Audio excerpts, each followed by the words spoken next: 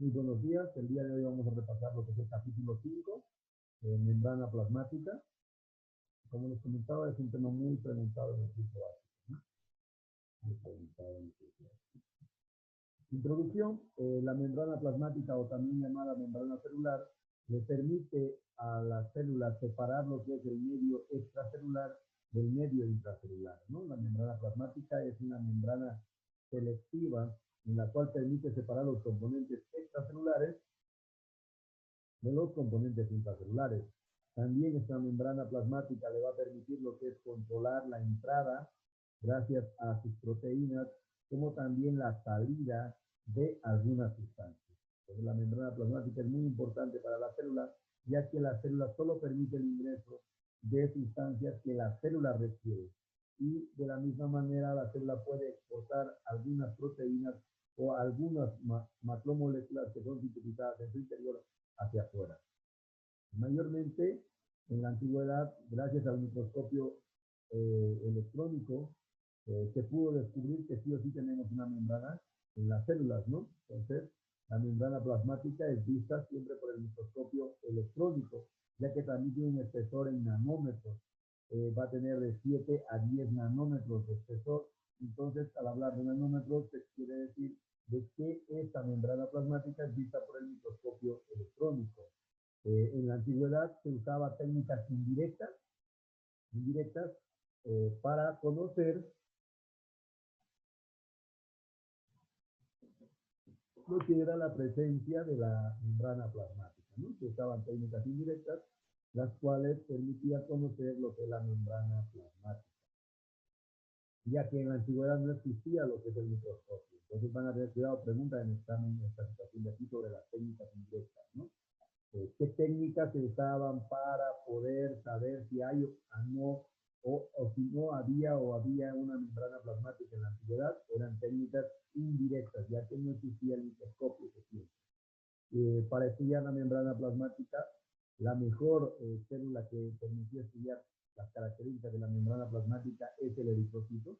El eritrocito constituye un material adecuado para el aislamiento de la membrana. Entonces, todo lo que sabemos de membrana plasmática es gracias al eritrocito, ¿no? Se descubrió que la membrana celular está compuesta, la membrana celular va a estar compuesta estructuralmente por lo que son proteínas, que son estas son las proteínas, y lo que también está formado por lípidos, ¿no? Lípidos, que son estos, ¿no? Lípidos y proteínas. Entonces, estructuralmente podemos decir que la membrana está formada por lípidos y proteínas y carbohidratos, que son estos de aquí, que simplemente son azúcares tosas, que a la vez estos carbohidratos se pueden comunicar o se pueden conectar tanto con las proteínas como con los lípidos. Entonces podemos decir que la estructura de la membrana plasmática está formada por lípidos, proteínas, glicolípidos, en este caso, y glicoproteínas, ¿no? Esa es la estructura. A nivel estructural todas las membranas se parecen, pero en porcentaje es que varían unas con otra membrana o la membrana de una célula con la membrana de otra célula. Solo en porcentaje. Como ejemplo podemos ver que hay membranas que van a tener mielina que va a recubrir lo que son las fibras nerviosas y va a estar formada 80% de lípidos, 80% de lípidos, y hay otra membrana que es la membrana mitocondrial interna que puede tener 25% de lípidos. ¿Qué nos está queriendo decir? Que estructuralmente las membranas son las mismas. ¿Qué quiere decir? Está formada por lípidos y está formada por proteínas y estos hidratos de carbono. Pero estos van a variar en su porcentaje de una célula a otra. En el caso de las células nerviosas, tienen un 80% de lípidos y 20% de proteínas. En el caso de la membrana mitocondrial interna, tiene un 25% de lípidos y tendría un 75% de proteínas. Entonces, lo que cambia de una membrana a otra membrana es el porcentaje, pero siempre va a tener los mismos componentes. Las funciones de la membrana plasmática va a tener en relación como función principal, mantener constante el medio intracelular, ¿no? Lo que permite esta membrana plasmática es mantener un constante medio intracelular, que también permite seleccionar y transportar sustancias de forma bidireccional, tanto sustancias que puedan entrar de afuera de la célula como sustancias que puedan salir de adentro de la célula. En la membrana plasmática también se va a encontrar lo que son los receptores, y estos receptores, como podemos ver aquí, tienen la capacidad de reconocer tanto a otras moléculas, como también tienen la capacidad de estos receptores de reconocer a otras células. Estas moléculas que reconocen los receptores pueden ser lo que son las hormonas, pueden ser las señales químicas, y a tanto a las hormonas como las señales químicas o neurotransmisores se los conoce como ligandos. Estos ligandos que se encuentran en la parte extracelular van a entrar en contacto con el receptor. También la membrana plasmática permite la formación de uniones, en las cuales son uniones celulares que se van a encontrar en el tejido epitelial. En este caso tenemos a los desmosomas, semidesmosomas, uniones de adherencia, uniones comunicantes, que son tipos de uniones que le permiten unir a la célula con otra célula. También podemos ver que en esta membrana se va a conformar los famosos estructuras cuaternarias, como las cadenas. En este caso, la cadena transportadora de electrones es un ejemplo, ¿no? Recordar que cuando una proteína se une a otra proteína, siempre es para mejorar lo que es su eficiencia. Una proteína se une con otra proteína es para mejorar su eficiencia. Y existen dos formas de unir proteínas con proteínas. Uno es a través de formar complejos y otro es a través de formar cadenas. Entre estas dos estructuras cuaternarias, tanto de complejos como de cadenas, el que es mucho más eficiente siempre va a ser el que forma cadenas, ya que está pegado a la membrana celular. De los lípidos de la membrana, miren, es importante, los lípidos de la membrana son moléculas largas que de los lípidos de la membrana van a ser antifáticos. Los lípidos de toda membrana son lípidos estructurales que van a tener una porción antifática. ¿Qué quiere decir antifático? Que van a tener un extremo hidrofílico y van a tener unas cadenas hidrofóbicas. Entonces, los lípidos de la membrana son de tipo estructural, los cuales son moléculas largas, antifáticas, en la cual tienen un extremo hidrofílico, que serían las cabezas, y tienen las cadenas o colas de los lípidos, que serían hidrofóbicos. Al encontrarse estas dos características en una molécula, se les conoce como antifáticos. Entre los lípidos de membrana más comunes vamos a encontrar a los fosfolípidos, al colesterol y a los glicolípidos.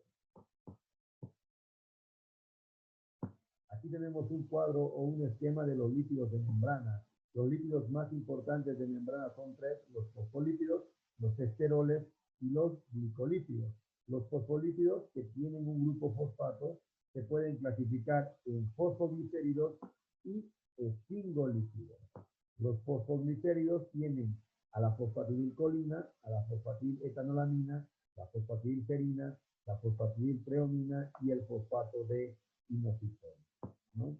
En el caso de los esteroles, tienen al colesterol, que se encuentra en células animales, pero este colesterol no se encuentra en células vegetales.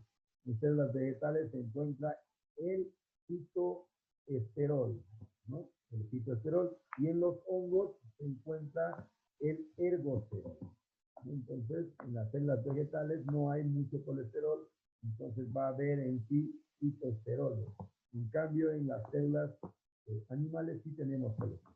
En el caso de los glicolípidos que son lípidos unidos a un azúcar, vamos a ver que hay hidratos de carbono, que en este caso serían las azúcares, pueden tener o no un grupo fosfato, y de esa manera unirse a los lípidos. Entre los glicolípidos más importantes tenemos a los glicoesfingolípidos, que estos glicoesfingolípidos van a unirse a una hexosa, en este caso sería el azúcar o el hidrato de carbono, y las hexosas mayormente son la glucosa, manosa, fructuosa y galactosa.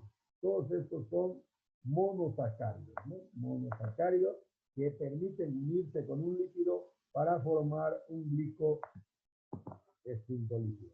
Todos estos son los lípidos más importantes que tienen las membranas celulares de orden. Estos lípidos son de orden estructural. Son de orden estructural. Aquí podemos ver a los lípidos que este es un lípido en el cual va a tener una cabeza que es hidrofílica y tiene estas colas que son colas o cadenas que son hidrofóbicas. Todo esto hace un fosfolípido y es este fosfolípido que es anfipático por tener las dos características, ¿no? Y también podemos ver las cabezas hidrofílicas y las colas o cadenas hidrofóbicas. Al tener las dos características son anfipáticas, son moléculas largas. De la misma manera aquí podemos encontrar a los fosfolípidos y en este caso serían sus cabezas hidrofílicas y sus colas o cadenas hidrofóbicas. También podemos ver al colesterol, que es este, y la característica principal de encontrarse colesterol entre los lípidos de la membrana plasmática es que el colesterol le da a la membrana plasmática su fluidez. La membrana es una estructura lipoproteica fluida. La palabra fluida tiene que ver mucho con el colesterol, ya que el colesterol es el que le entrega fluidez a la membrana. Todas las membranas tienen una misma organización básica, como ya les había mencionado. ¿A qué se refiere? Toda membrana va a estar formada por lípidos, proteínas y carbohidratos. A su vez, los carbohidratos se combinan con lípidos y se combinan con las proteínas. Pero siempre va a haber la misma configuración: lípidos, proteínas y carbohidratos. Lo que va a diferenciar una membrana de otra simplemente es el porcentaje de los diferentes componentes de la membrana. La membrana plasmática va a tener dos capas lipídicas fluidas y continuas, dos capas lipídicas fluidas y continuas, asociadas por interacciones hidrofóbicas. ¿Cuáles son estas interacciones hidrofóbicas? Son estas, las que permiten unir las colas de los fosfolípidos. Estas son las interacciones hidrofóbicas en las cuales va a permitir unir las colas o cadenas de los fosfolípidos y formar estas interacciones hidrofóbicas que se pueden observar en las imágenes, ¿no? Cuando se unen las colas de los fosfolípidos. Se van a insertar en esta bicapa lipídica, se van a insertar lo que son las proteínas, constituyendo un mosaico fluido. Que es un mosaico fluido simplemente es cuando hay lípidos y proteínas que interactúan entre ellos en la membrana plasmática. Va a ver también que estas proteínas se pueden mover libremente en la matriz lipídica. ¿Qué quiere decir? Que estas proteínas que observamos aquí, estas, son proteínas que se van a poder mover libremente por lo que es la membrana plasmática. Pero algo importante, las proteínas de la membrana plasmática son de dos tipos: proteínas intrínsecas y proteínas periféricas o extrínsecas, ¿no? Entonces, las proteínas intrínsecas o proteínas transmembranas o proteínas integrales son las que se pueden mover.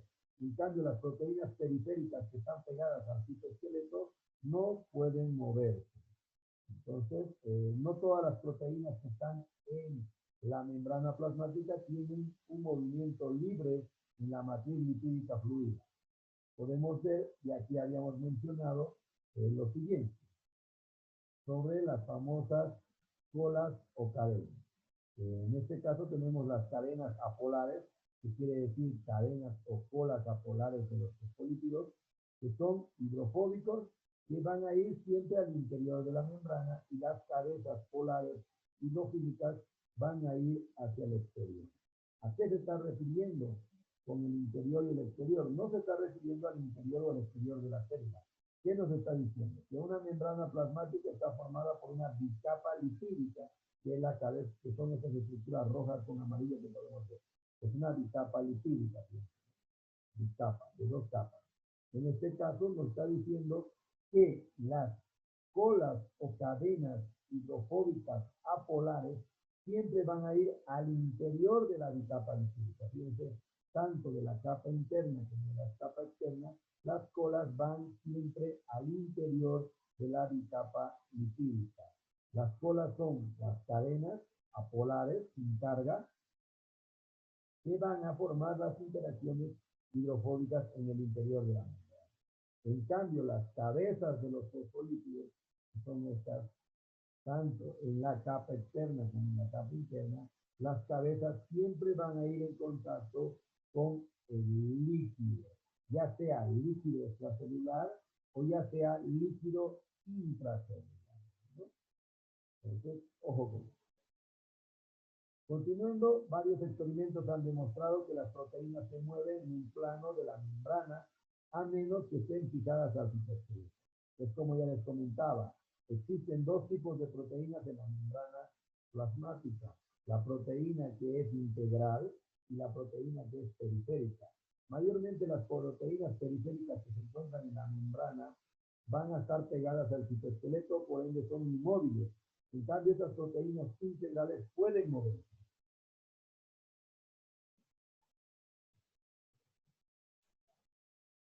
Varios experimentos han demostrado que estas proteínas integrales se mueven por toda la membrana. Ejemplo, han unido o han tratado de unir células humanas con células de ratón y se han dado cuenta que las proteínas de las células humanas iban en un solo lado y las proteínas de las células de ratón iban a otro lado. Entonces, de esa manera se ha descubierto que las proteínas son móviles dentro de la membrana, ¿no? Pero no todas. Aquellas proteínas integrales son móviles, en cambio las proteínas periféricas que están pegadas al citoesqueleto son proteínas inmóviles. También se ha dado otro ejemplo, otro estudio, otro experimento con la adición de la lectina con cannavalina A, que es de un cultivo de una ameba, ¿no? Se hace un cultivo de una ameba en la cual se une a glicoproteínas y estas ligan formando un capuzón. ¿Qué nos está diciendo? Este es otro ejemplo de que proteínas de la ameba, en este caso son la lectina, estas proteínas de la ameba han podido emigrar a un lugar exclusivo para formar un capuzón, ¿no? Entonces, ya continuamos con estos dos estudios, tanto con el estudio de las amebas o con las células de ratón y las humanas, confirmamos de que las proteínas sí se pueden mover por la membrana plasmática, pero no tienen que estar pegadas al citoesqueleto.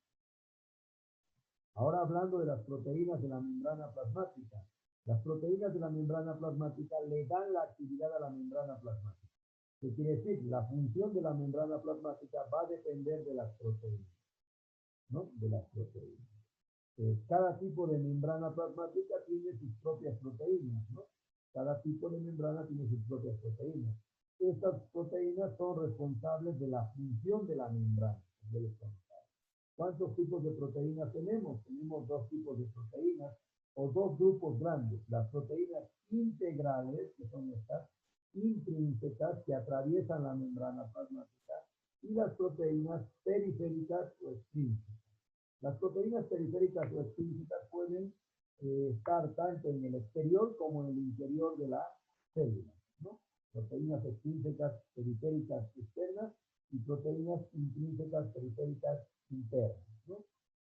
Entonces, esos son los dos grandes grupos de proteínas: integrales, intrínsecas, y proteínas periféricas o extrínsecas. Hablemos ahora de las proteínas integrales o intrínsecas. Estas proteínas integrales intrínsecas tienen que tener la característica de poder atravesar toda la membrana, ¿sí? Atravesar toda la membrana plasmática, ¿no? Estas proteínas integrales o intrínsecas están estrechamente asociadas con los lípidos, ya que atraviesan toda la membrana. También podemos decir que estas proteínas integrales o intrínsecas son proteínas transmembranas. Y estas proteínas transmembranas pueden ser de dos tipos: de pasaje simple, ¿no? Y de pasaje múltiple, que puedan entrar y salir, ¿no? Ahora, cuando tú quieres estudiar este tipo de proteínas integrales, intrínsecas o transmembranas, que significa lo mismo, decir proteína transmembrana, decir intrínseca y decir integral son lo mismo, los tres son lo mismo. Ahora usted puede poner también entre paréntesis a las glicoproteínas. Toda glicoproteína siempre es transmembrana, y si es transmembrana siempre es intrínseca, y si es intrínseca siempre es integral. Si tú quieres estudiar a estas proteínas intrínsecas e integrales, tienes que separarlos del resto de los lípidos y proteínas. En este caso, usas detergente. El detergente permite separar exclusivamente a las proteínas integrales intrínsecas, ¿no? En este caso, que serían el 70% de la membrana. Ejemplo, la mayoría de las enzimas de las membranas, como ya les comentaba, dice que la mayoría de las enzimas que se van a encontrar en la membrana plasmática son glicoproteínas, ¿no? En este caso son transportadoras, también son receptoras, en las cuales van a recibir hormonas, fármacos y a la leptina. Esto es lo que llama la atención constantemente. Se van a dar cuenta de cuando lean su libro, van a ver lo siguiente. Cuando habla de glicoproteínas que se encuentran en la membrana, toda glicoproteína es una transmembrana. Y al ser una transmembrana, es una integral. Y al ser una integral, es una intrínseca. Hablando ahora de las proteínas periféricas o extrínsecas.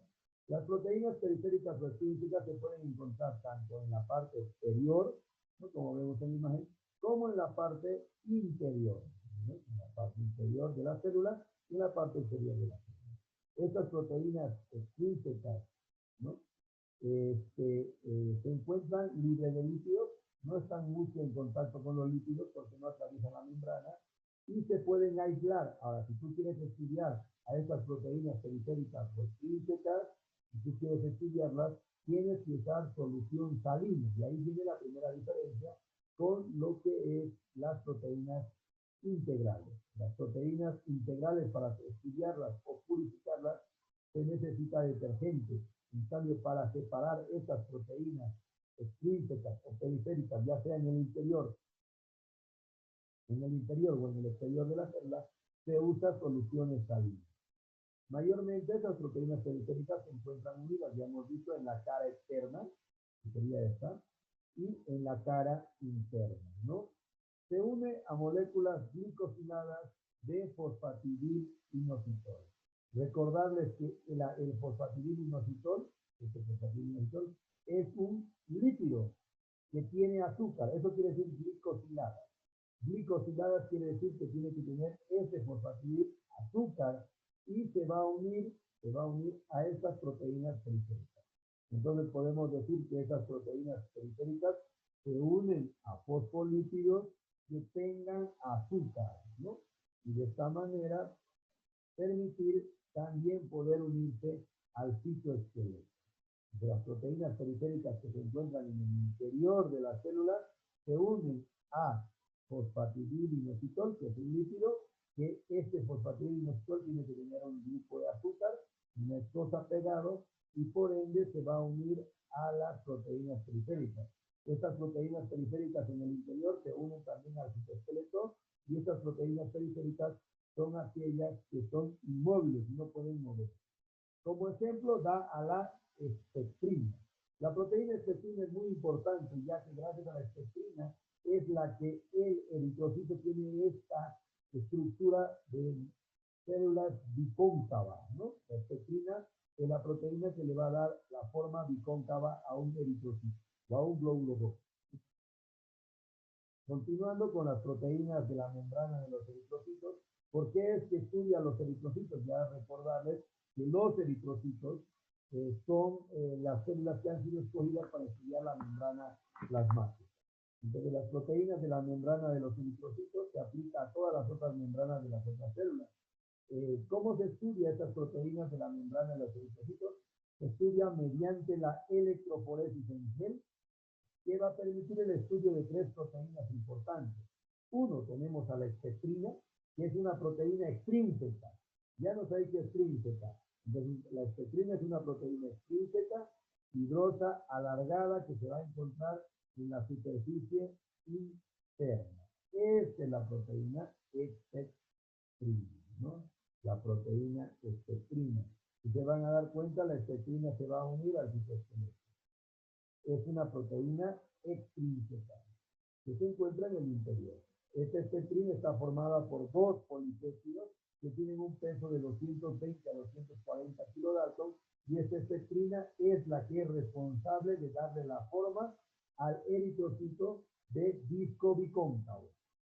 Luego tenemos otra proteína que es la proteína de banda 3, que es una proteína transmembrana, ya les ha dicho todo. Las proteínas de banda 3 son estas, es una proteína transmembrana, por ende es una proteína intrínseca, por ende es una proteína integral, ¿no? Estas proteínas de banda 3 sirven de camino para el paso de aniones. ¿Qué quiere decir aniones? Toda molécula que tiene carga negativa. Estas proteínas de tipo banda 3 van a permitir el paso de moléculas que tengan carga negativa, que estén unidos a algunos hidratos de carbono. ¿Qué nos está diciendo? Que esta proteína transmembrana de tipo de banda 3 va a estar unido a hidratos de carbono, por ende va a ser una glicoproteína. Y siempre les digo, lo que me he dado cuenta cuando he leído este tema pasa de la siguiente manera.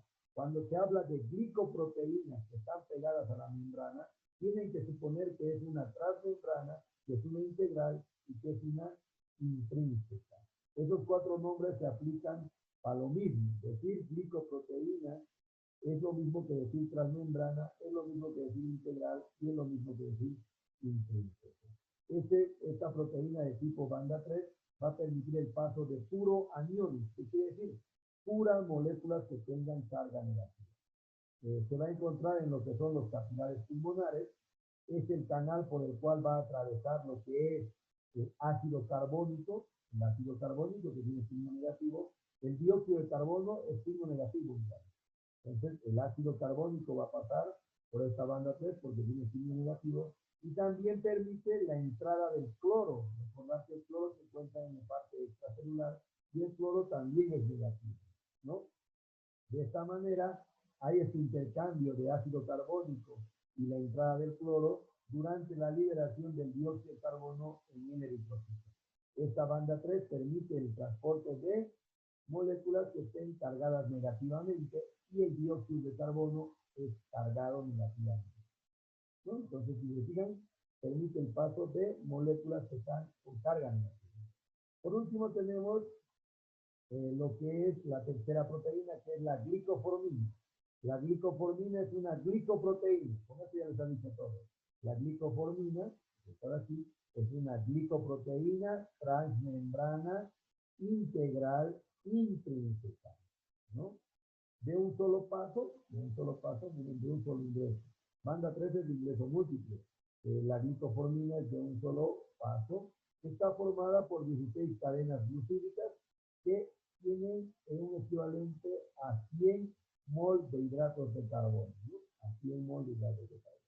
Esta es la glicoformina. La glicoformina nos va a permitir saber el grupo sanguíneo de las personas. Cuando uno quiere saber su grupo sanguíneo, mayormente lo que busca es el azúcar de la membrana plasmática. Y aquí están las glicoproteínas y los glicolípidos son marcadores responsables de los grupos sanguíneos, ¿no? Entonces, si tú quieres saber tu grupo sanguíneo, si eres A, si eres B, si eres AB o si eres O, lo que tienes que buscar es las azúcares. La azúcar de la proteína, la azúcar de los lípidos, ¿no? Luego tenemos los subgrupos que son NN, que se deben tanto a la parte proteica como a la parte glucídica de la glicoformina. En otras palabras, si tú quieres saber tu grupo sanguíneo, tienes que buscar la ¿no? O la azúcar de la glicoformina. Para ser de tipo A, se encuentra presente una esposa modificada que es la N-acetilgalactosamina. La azúcar N-acetilgalactosamina le dice a una persona que es de tipo A. Si encontramos N-acetilgalactosamina en su membrana plasmática, es de grupo A. Si es de tipo B, tiene la fructosa o la azúcar de galactosa. Si encontramos galactosa en su membrana plasmática de una célula, vamos a decir que es de tipo B. Si queremos ser de tipo AB, tenemos que tener la presencia de hidratos de carbono, que es el azúcar, como la galactosa, o N-acetilgalactosamina en la misma posición. ¿Qué quiere decir? Las personas que tengan en su sangre, en su eritrocito, a la galactosa y a la N-acetilgalactosamina juntos en su membrana plasmática, quiere decir que son de tipo AB. En cambio, los que son de tipo O, las personas que es el grupo sanguíneo más común, no tienen ningún tipo de azúcar. En otras palabras, son caimas, ¿no? Entonces, ¿qué es lo que hacen en el eritrocito? Buscan en el eritrocito y si no encuentran ningún azúcar, dicen que son de tipo O. Si son de AB, tienen que tener en su membrana plasmática a la galactosa y a la galactosamina, o N-acetilgalactosamina. Si son del B, solo galactosa. Si son del A, simplemente la N-acetilgalactosamina. Entonces, estos son los diferentes grupos sanguíneos, buscando especialmente a la proteína o a la glicoproteína glicoformina, ¿no? La membrana plasmática es asimétrica, sí, la membrana plasmática va a ser siempre asimétrica, ya que va a tener diferentes componentes en la capa externa que en la capa interna.